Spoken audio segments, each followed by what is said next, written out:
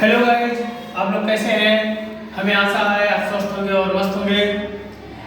आज फिर एक नए टॉपिक के साथ हम लोगों का एक चैप्टर चल रहा था भारत में राष्ट्रवाद, जिसमें हम लोगों ने काफ़ी चीज़ें कवर किया जो आपके परीक्षा में अक्सर पूछे जाते हैं, मानचित्र में भी हो और क्वेश्चन पेपर ले यानी कि क्वेश्चन आंसर में और मानचित्र दोनों जगह पूछे जाते हैं। इससे आज उसी के कड़ी में हम लोग पढ़ेंगे असहयोग आंदोलन ही क्यों। आज उसी की कड़ी में हमको पढ़ना है असहयोग आंदोलन ही क्यों। तो पहले हम अपने लेसन का नाम डाल लें जिससे कंफ्यूजन न रहे।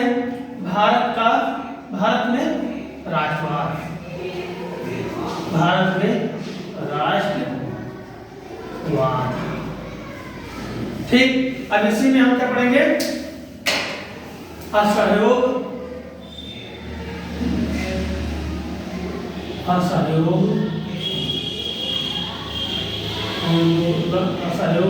आंदोलन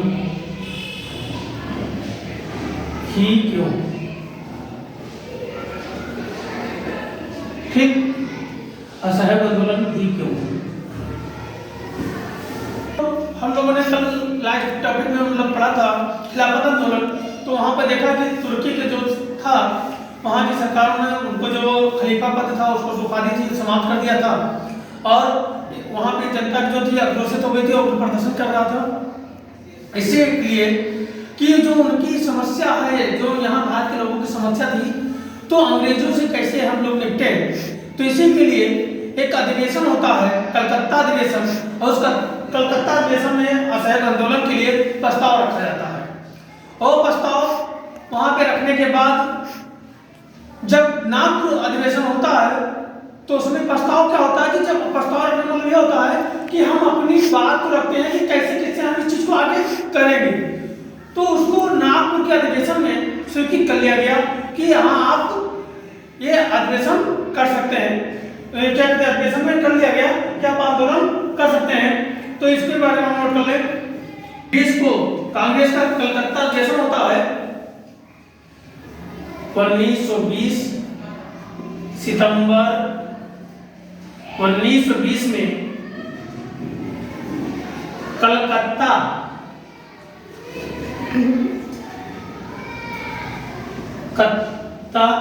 में कांग्रेस का अधिवेशन होता है।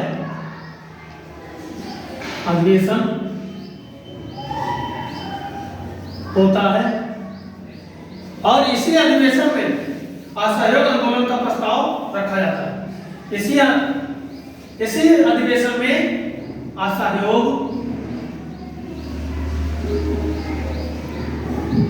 आंदोलन का प्रस्ताव रखा जाता है।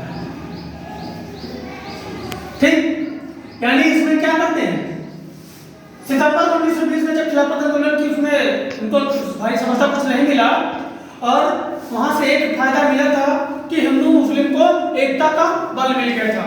क्योंकि महात्मा गांधी ने कहा था कि अगर हम इन लोगों का मुस्लिमों का साथ देंगे तभी ये लोग हम लोगों को देंगे। क्योंकि कांग्रेस शुरू से जो इंग्लैंड यानी अंग्रेज थे शुरू से यही काम कर रहे थे, फूट डालो राज करो। तो अभी तक ये था, लेकिन मौका मिल गया था कि उनका खलीफा का उपाधि खत्म कर दिया था। तो उसी समय महात्मा गांधी ने सबसे मिलकर जो मुस्लिम लीग थे उनको क्या किया था, समर्थन दिया था। तो वहां पे हिंदू मुस्लिम का बल मिला और यही दोनों लोग मिलकर क्या किए, कांग्रेस के अधिवेशन कलकत्ता में होता है उसमें असहयोग आंदोलन का प्रस्ताव रख देते हैं। और यह प्रस्ताव नागपुर में दिसंबर 1920 नागपुर अधिवेशन, नागपुर अधिवेशन में पास हो जाता है। ठीक, यानी जो प्रस्ताव यहां रखा वो यहां पर पास हो गया। अब पास हो गया तब जाके ये आंदोलन की और जरूरत ही क्यों पड़ी, कहां से शुरुआत हुई।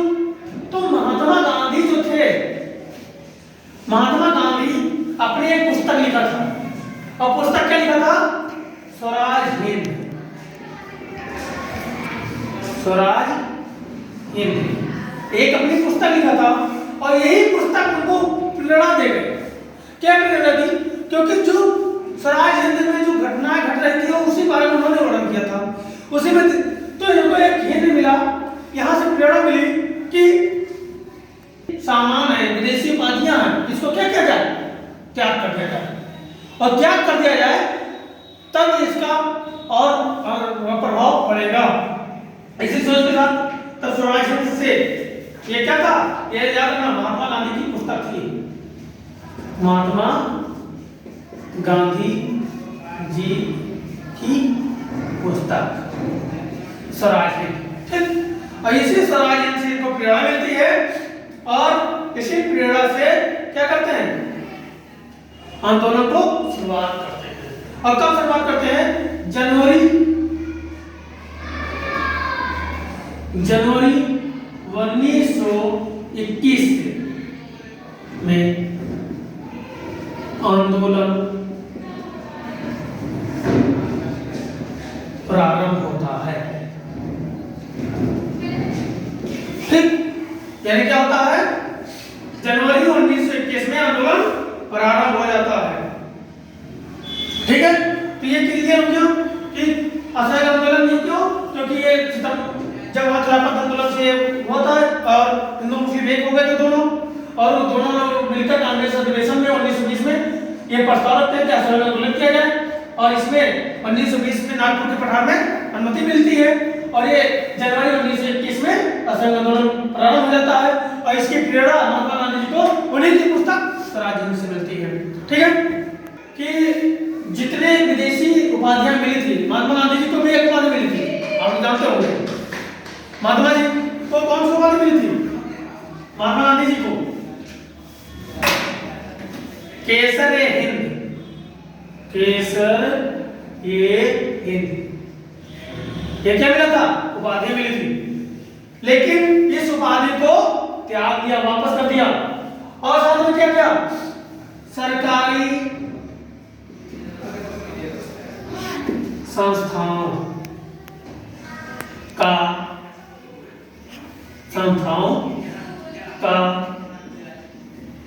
बहिष्कार।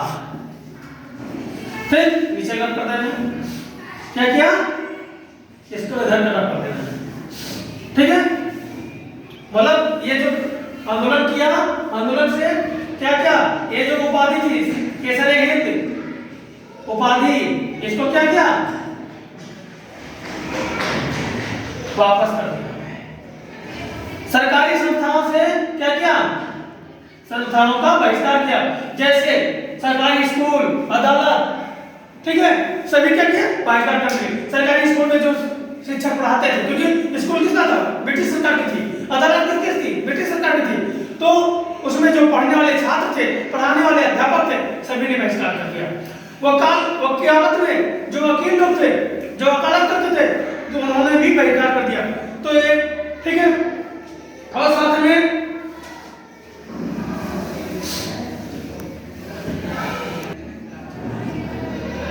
अदालतों में वकीलों का बहिष्कार,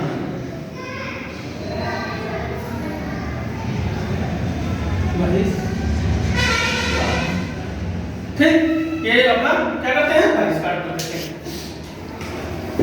साथ में किसी भी प्रकार के चुनाव में भाग लेने का भी बहिष्कार करते हैं। कहते हैं किसी भी प्रकार के चुनाव में भाग नहीं लेंगे तो चुनाव का भी बहिष्कार करते हैं, चुनाव का बहिष्कार। लेकिन क्या होता है कि जो गैर ब्राह्मण हिंदू थे, उन्होंने कुछ लोगों का मानना था कि जब तक हम चुनाव में भाग नहीं लेंगे तब तक हम लोगों का कुछ होने वाला नहीं है। तो उसमें गैर ब्राह्मण हिंदुओं ने एक जस्टिस पार्टी बनाई। क्या बनाया था? जस्टिस पार्टी का गठन किया और प्रांतीय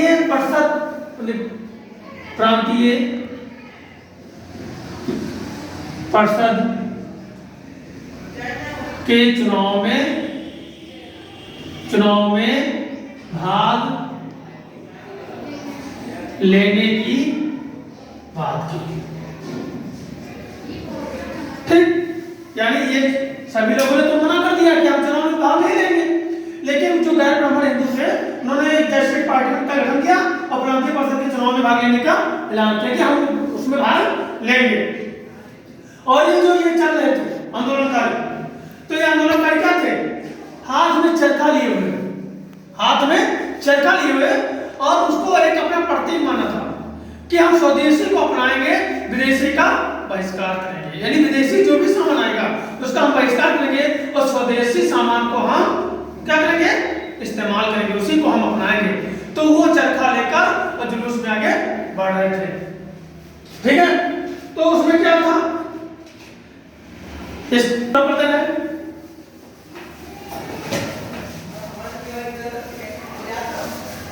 तो और ये अब ये जो कर रहे थे आंदोलन, तो भाई गांव और शहर दोनों में अलग अलग आंदोलन चल रहा था। तो हम शहरों के आंदोलन पे प्रभाव डालते हैं। तो शहरों में आंदोलन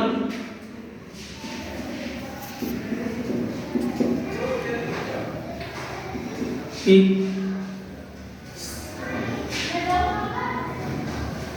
सीमाएं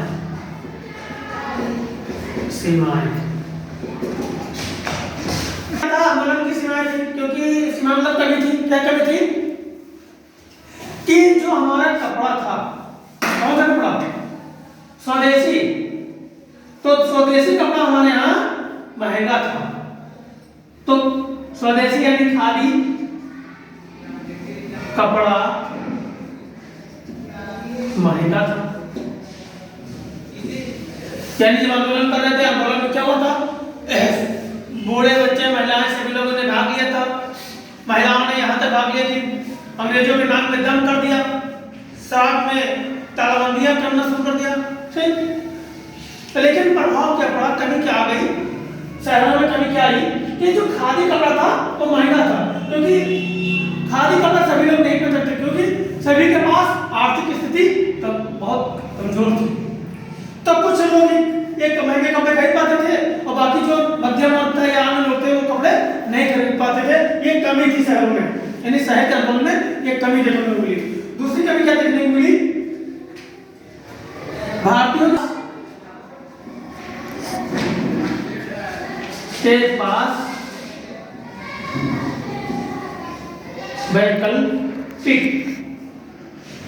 वैकल्पिक साधन नहीं थे, संस्थाएं नहीं। ठीक, और तीसरा क्या था? मजदूरों की बेरोजगारी। मजदूरों बेरोजगारी। ठीक, तो भारतीय लोगों के पास क्या था? वैकल्पिक संस्थाएं नहीं थी। जैसे हमने घोषणा तो कर दिया कि हम उनके विद्यालय में पढ़ेंगे नहीं, उनके अदालत में जाएंगे नहीं, उनके अदालत करेंगे नहीं, उनके वहां पढ़ाएंगे नहीं, लेकिन हमारे यहाँ की जो और संस्थाएं थी वो वैकल्पिक संस्था नहीं थी। जैसे आज अगर ये आपका प्राइमरी स्कूल सरकारी स्कूल बंद हो जाए तो आपके ऑप्शन है कि एमकेबी एकेडमी में हम क्या करेंगे? पढ़ लेंगे, क्योंकि एक ऑप्शन आपके पास खुला हुआ है। अगर यही ऑप्शन आपके पास ना हो तो आपकी क्या होगी? समस्या होगी, कमी हो जाएगी। दूसरा था मजदूरों की बेरोजगारी। तो मजदूर जब वहां से शहरों में क्या हुआ? जब सभी लोगों ने बहिष्कार कर दिया, फैक्ट्रियां बंद होने लगी, तो लोगों के पास काम की कमी आ गई, और काम की कमी के कारण मजदूरों में बेरोजगारी की समस्या उत्पन्न हो जाती है। ठीक है, तो ये क्या था? शहरों में आंदोलन की सीमा। अब अगर हम इसी को शहरों की जगह गांव की भी बात देख लेते हैं। कहां की बात? गांव की। तो गांव की बात देखते हैं। ग्रामीणों में, ग्रामीण इलाकों में, यानी जो आंदोलन था हर जगह दहक उठा था। अब ग्रामीण में क्या होता है?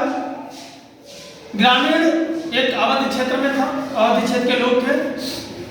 वहां पे एक अवध के सन्यासी बाबा रामचंद्र जी थे जो गिरमिटिया मजदूर थे। और वहां पर क्या था कि जो ब्रिटिश शासन थी वो मजदूरों को लेकर बंधुआ मजदूर की तरीके से यानी 5 साल के लिए अनुबंधित कर लेती थी। तो वो 5 साल अनुबंधित करने के बाद उनको अलग अलग देशों में काम करने के लिए भेज देती थी और भेजने पर उसका उचित उनको मूल्य भी नहीं मिलता था। साथ में क्या होता है कि ये दक्षिण अफ्रीका और देश अलग अलग भेज देते हैं, तो ये ज्यादा परेशानी का सामना करना पड़ता है। तो बाबा जो रामचंद्र जी थे वो आंदोलन का नेतृत्व करने लगते हैं। कहाँ पे? ग्रामीण इलाकों में। ये ग्रामीण इलाकों में क्या कहते हैं कि हम इस मजदूरों की जो जंगल में फंसा रखे हैं इनको, इससे हमको मुक्त किया जाए और जो जिम्मेदारी प्रथा है उससे भी हमको छुड़वाया जाए। क्योंकि साथ में ये भी था कि वहाँ जो इनके पास जो भी व्यवस्थाएं थी लगान की या जिम्मेदारी के तहत पट्टे की, ये सारी इनको परेशानी करती रहती थी। तो बाबा आपका रामचंद्र जी ने आंदोलन का नेतृत्व किया और नेतृत्व करने के बाद अपने यहाँ सभी को जगाने का काम किया। उधर जून में 2021 में पंडित जवाहरलाल नेहरू अवध आते हैं और अवध के आसपास के लोगों से बातचीत करते हैं जवाहरलाल नेहरू जी, और बातचीत करने के बाद एक संगठन का निर्माण करते हैं और संगठन में लगभग एक ही महीने में लगभग 300 शाखाएं से अधिक खोल देते हैं। ठीक है, और ये ग्रामीण आंदोलन का शुरुआत हो जाती है। ठीक है, तो आइए इसके हम बिंदुवार देख लेते हैं।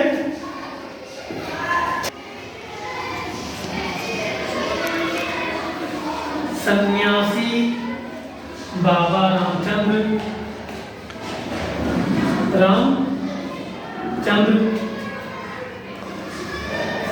जी नेतृत्व कर रहे और ये कहाँ के थे?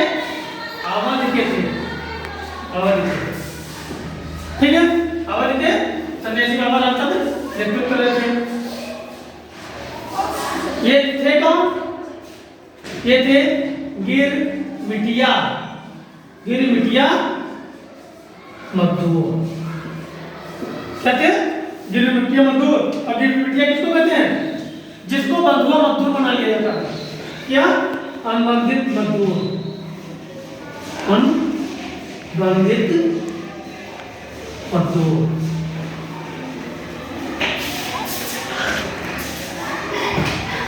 ठीक, कौन होते हैं? अनुबंधित मजदूर। अभी आप रोडवेज को अपने यहाँ देखते होंगे, किसी रोडवेज में क्या लिखा था? इतने तारीख से इतने तारीख तक राष्ट्रीय सेवा परिवहन निगम अनुबंधित ये कि मतलब एक संधि हो जाती है, एक समझौता हो जाता है कि इतने दिन तक हम आपको क्या करेंगे, रखेंगे। लेकिन यहाँ अनुबंधित करके 5 साल के लिए ले जाते थे, अलग अलग देशों में क्या करते थे? इनसे काम करवाते थे। तो ये क्या थे? अनुबंधित थे। ठीक है, तो ये आंदोलन हुआ क्यों? ये आंदोलन का कारण था कि जिम्मेदारों कारण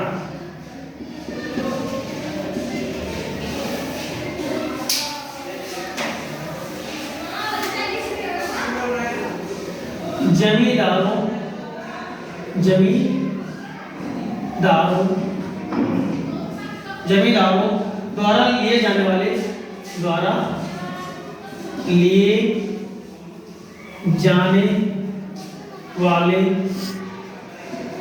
कर। ठीक है, साथ में क्या था कि पट्टे के रूप में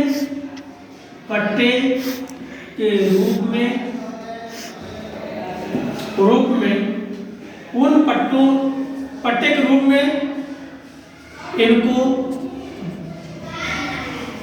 हर साल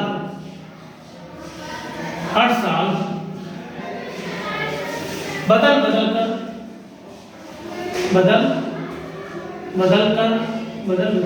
कर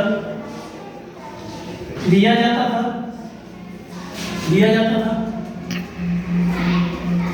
ठीक है, तो क्या था? ये दो कारण कि जो जमींदार थे द्वारा कर लिया जाता, जबरदस्ती कर लिया जाता था, और जो पट्टे के रूप में इनको जमीन दी जाती थी तो क्या किया जाता? हर साल इनका बदल दिया जाता था।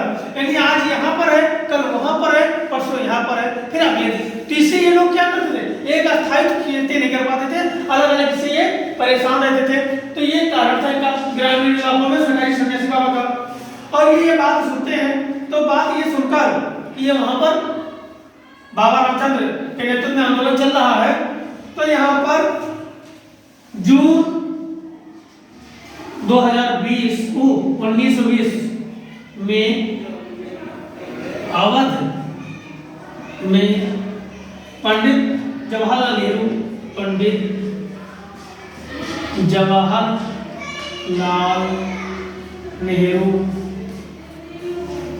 नेहरू जी का आगमन होता है। आगमन यानी ये आते हैं और आने के बाद क्या करते हैं, ये अलग अलग क्षेत्रों में, कहाँ के, अवध के अलग अलग आसपास के क्षेत्रों में जाते हैं, बातचीत करते हैं और बातचीत करने के बाद एक गठन का गठन करते हैं कि रामचंद्र बाबा और नेहरू जी मिलकर किसानों की समस्याओं के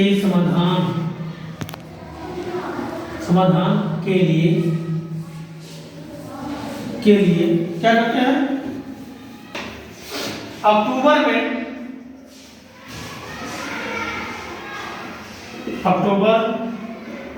1920 अवध किसान संगठन का सभा का गठन होता है।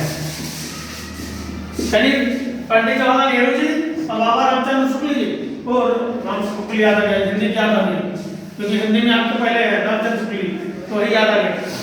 सन्यासी बाबा रामचंद्र और पंडित जवाहरलाल नेहरू जी ये दोनों लोगों ने मिलकर किसानों की समस्याओं के लिए अक्टूबर 1920 में अवध किसान सभा का गठन किया।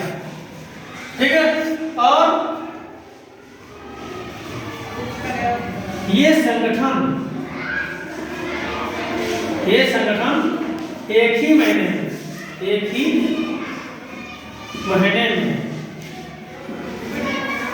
300 से ज्यादा, और ये संगठन एक ही महीने में 300 से ज्यादा शाखाएं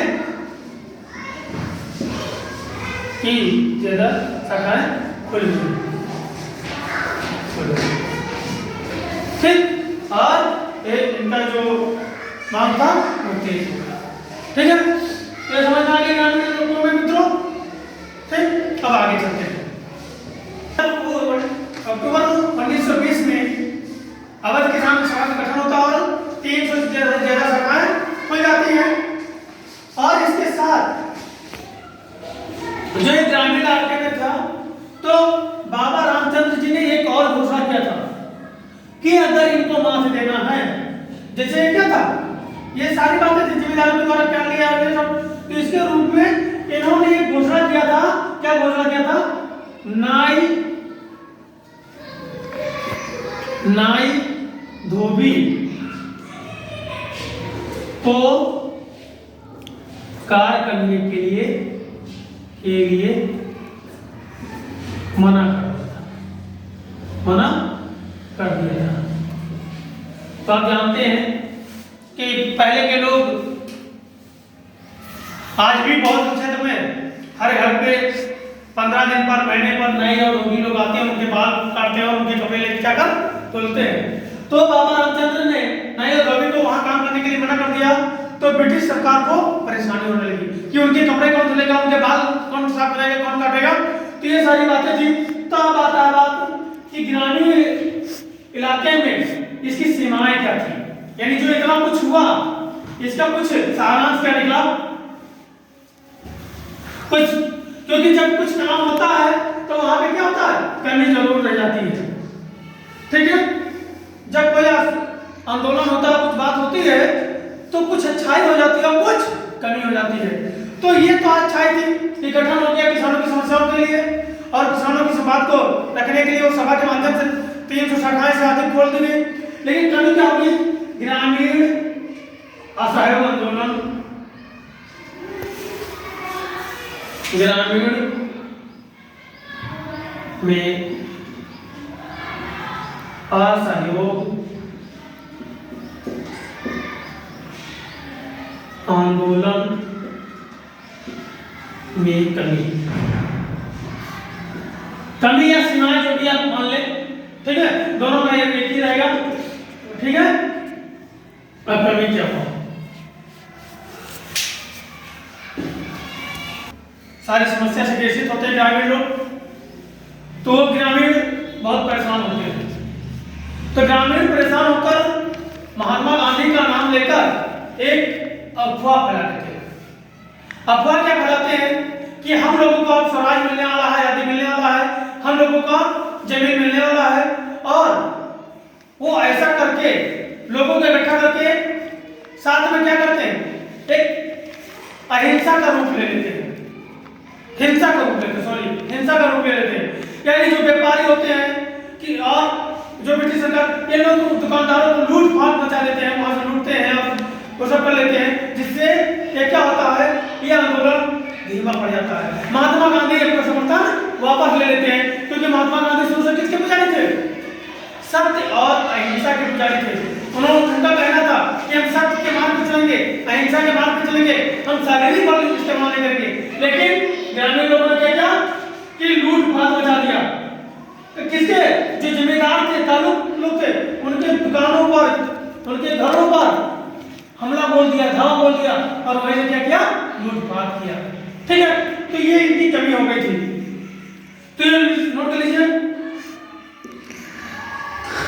कि 1921 में जमींदारों के घरों दुकानों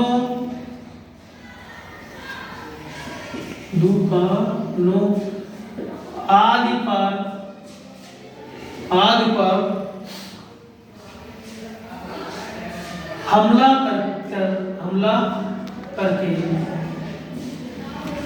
हमला करके लूटपाट किया।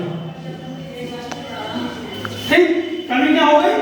आंदोलन सही चल रहा था, सब कुछ था, लेकिन कमी क्या हो गई? 1921 में जमींदारों के घर पर, जमींदारों के घरों, दुकानों आदि पर हमला कर दिया, और हमला करके लूटपाट कर दिया। तो ये ग्रामीण असहयोग आंदोलन में कमी रह जाती है। और किस लिए? क्योंकि एक स्थानीय नेता ने गांधी जी का नाम लेकर अफवाह फैलाया था, ठीक है।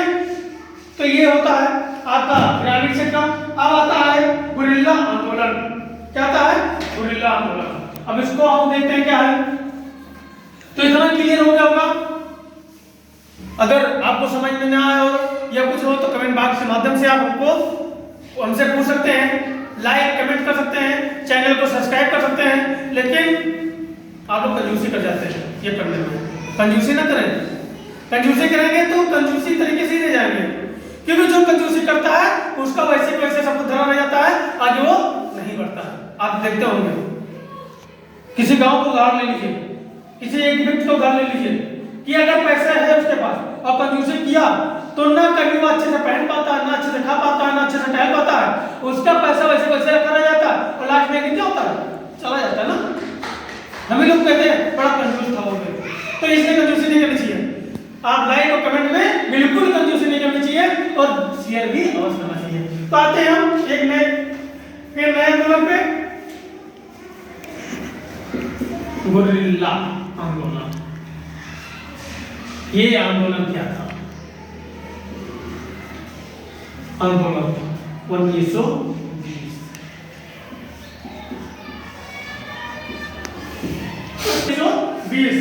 अब ये क्या है? एक आंध्र प्रदेश है। आंध्र प्रदेश में एक बुढ़ेर पहाड़ी है और वहीं पे जो आदिवासी लोग रहते हैं, लेकिन आदिवासी लोगों को ब्रिटिश सरकार क्या करती है? प्रतिबंध लगा देती है। काहे के लिए प्रतिबंध?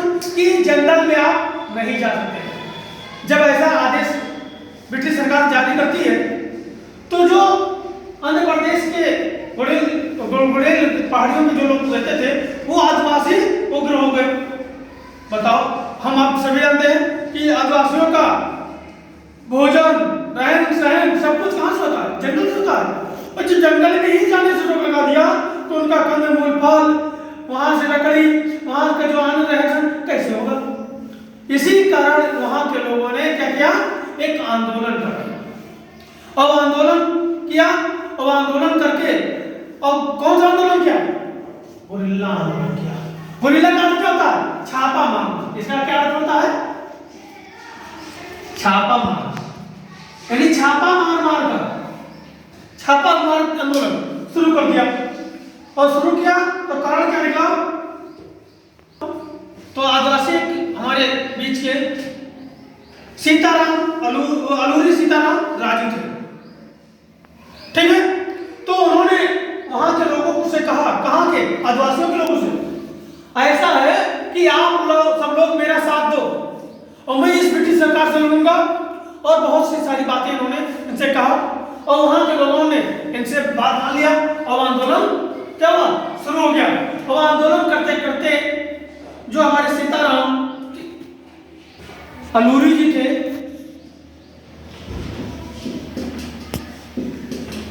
इनको 1924 में फांसी दे दिया।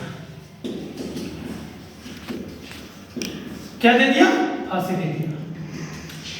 भाई जाहिर सी बात है, आज भी धरना प्रदर्शन होता है, आप लोग देखते होंगे सरकार क्या करती है?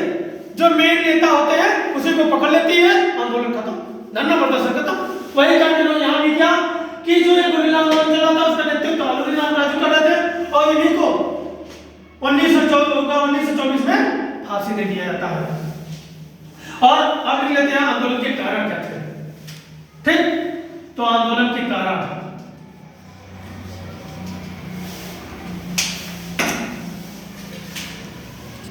इस आंदोलन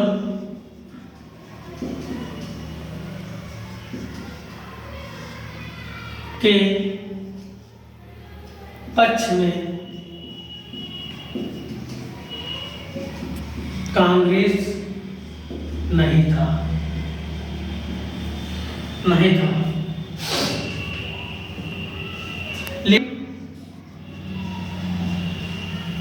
लेकिन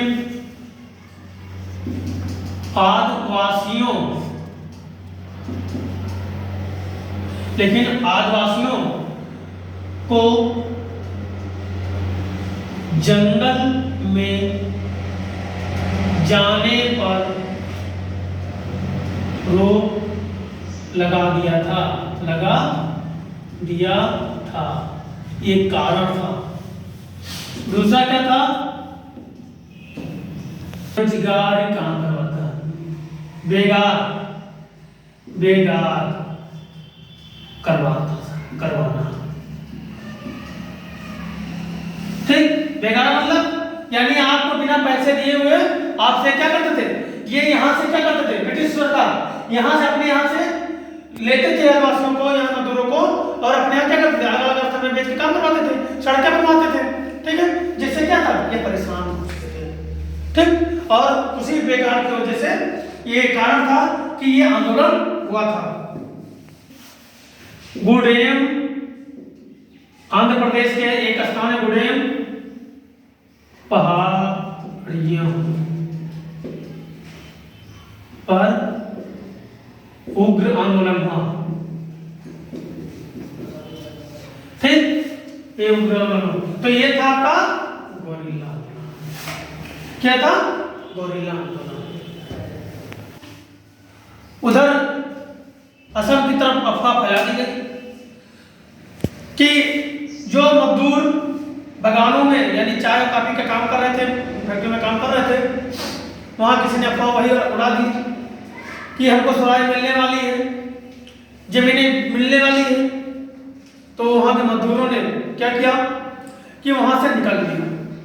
कहा अगर हम यहाँ पे रह जाएंगे, क्योंकि वो बंधुआ मजदूर के रूप में काम ही करते थे, तो अगर हम यहाँ रह गए तो वहां पर हमको अपनी जमीन नहीं मिलेगी, हमको अपनी आजादी नहीं मिलेगी।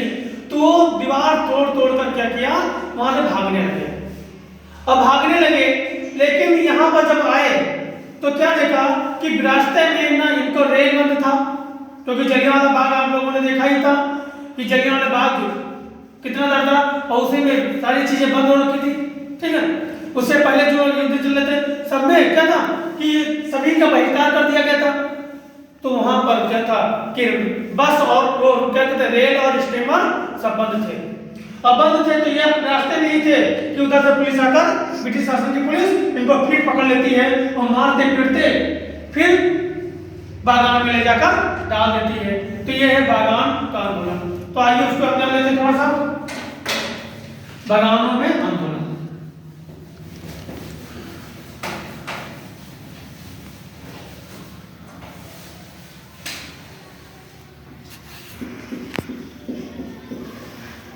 बागानों में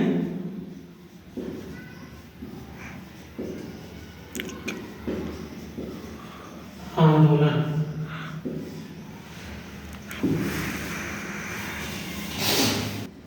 चाय व कॉफी, चाय व कॉफी जो हम लोगों को यहाँ पे ये मजदूर लोग काम कर रहे हैं, और इन्हीं मजदूरों में से एक करता है कि हम लोगों को अब स्वराज मिलने वाली है, जमीन मिलने वाली है। तो ये लोग क्या करते हैं, वहां से भागने का प्लान कर लेते, क्योंकि ये कैद थे वो ब्रिटिश सरकार के वहां कारखानों में, और ये थे तो ये भागते हैं और इनको पकड़ लेती है। उसी समय एक कानून होता है 1859 में कानून बनता है, कौन सा, England immigration act, England immigration act क्या बनता है 1958 में कानून बनता है इंग्लैंड इमिग्रेशन कानून बनता है इंग्लैंड इमिग्रेशन एक्ट। इस कानून में क्या होता है कि जो मजदूर बागानों में काम कर रहे हैं, बागानों में कार्य कर रहे हैं, उनको बाहर जाने की अनुमति नहीं थी, जाने की अनुमति नहीं थी, यानी प्रतिबंध लगा रखा था कि आप बाहर नहीं जा पाएंगे और इसी के अंदर आप क्या करेंगे, कार्य करेंगे।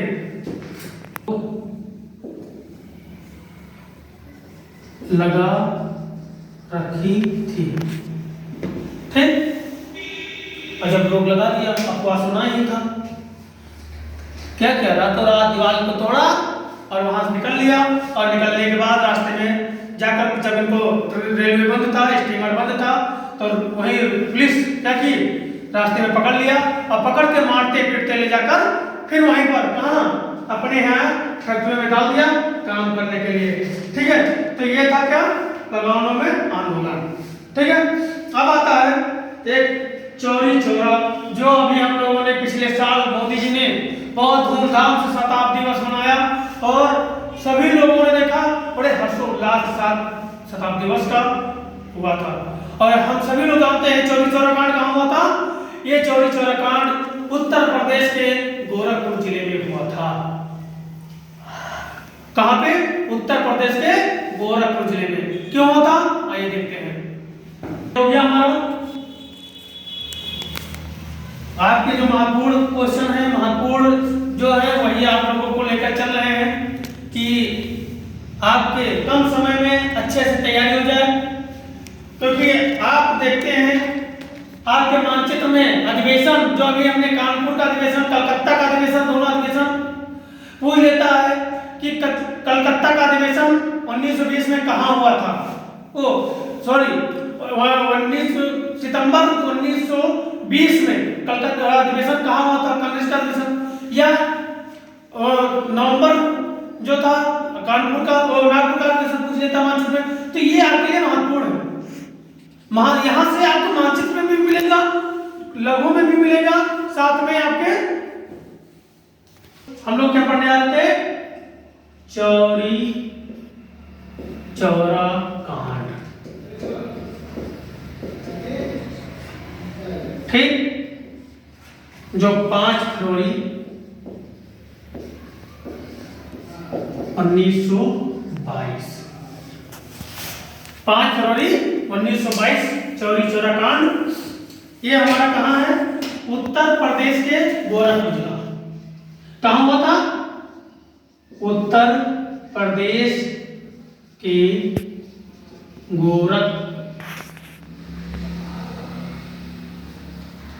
गोरखपुर जिला। ये था क्या कि असहयोग आंदोलन चल रहा था, जगह जगह विरोध प्रदर्शन हो रहे थे। उसी विरोध प्रदर्शन में यहां गोरखपुर भी हुजूम निकला हुआ था, अपनी मांग को लेकर जा रहे थे। पुलिस वाले इनको देखकर बुलाते हैं और क्या करते हैं? लाठियां बरसा देते हैं। किस पर? आंदोलनकारियों पर। और जब लाठियां बरसाते हैं तो जाहिर सी बात है कि वार तो दोनों तरफ से, आगे अगर लगेगी तो दोनों तरफ से होगी। जब पुलिस वाले लाठियां बरसाते हैं तो उग्र प्रदर्शन हो जाता है, और जो आंदोलनकारी थे वो पुलिस वालों को ही आग में जलाने का काम करते हैं। उनके थाना, उनकी गाड़ी, सब कुछ फूंकने का काम शुरू कर देते हैं। और जब ये काम करते हैं तो फिर यही अहिंसा का रूप ले लेता है, तो महात्मा गांधी को असहयोग आंदोलन रोकना पड़ता है। तो वही हमारा क्या था? चौरी चौरा कांड। क्योंकि ये इस स्थान पर, गोरखपुर जिले के इस स्थान पर असहयोग आंदोलन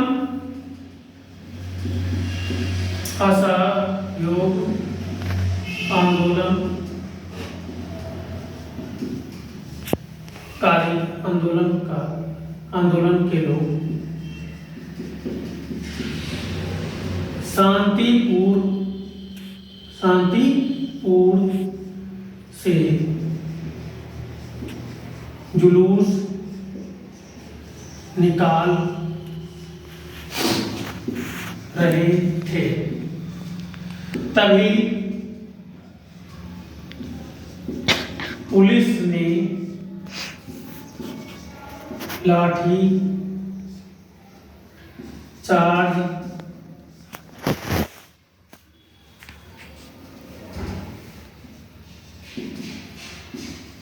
कर दिया।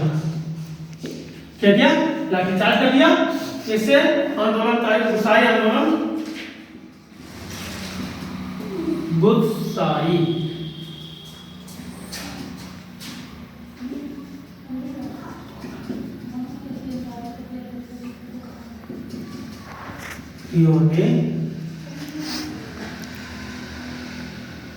ने पुलिस गाड़ी आदि में आग लगाकर जला दिया। ठीक, तो समझ आ गई? ये 5 फरवरी की घटना है उत्तर प्रदेश के गोरखपुर जिले की। चौरी चौरा स्थान पर शांतिपूर्ण तरीके से असहयोग आंदोलन के लोग शांतिपूर्ण तरीके से अपनी मांग को लेकर प्रदर्शन कर रहे थे, जुलूस निकाल रहे थे। तभी पुलिस ने क्या किया? उन पर लाठीचार्ज कर दिया, लाठी बरसाना शुरू कर दिया, जिससे जो आंदोलनकारी थे वो गुस्सा गए, और गुस्साने के बाद क्या किया? पुलिस और गाड़ी को आग के हवाले कर दिया, और ये हिंसक रूप में परिवर्तित हो गया। तो ये हमारा क्या था? भारत में राय ये चौरी चौरा कांड। आज का क्लास यहीं तक। लेकिन जिन्होंने चैनल को सब्सक्राइब नहीं किया है या लाइक कमेंट नहीं किया है वो अवश्य कर लें। इसी के साथ जय हिंद जय भारत।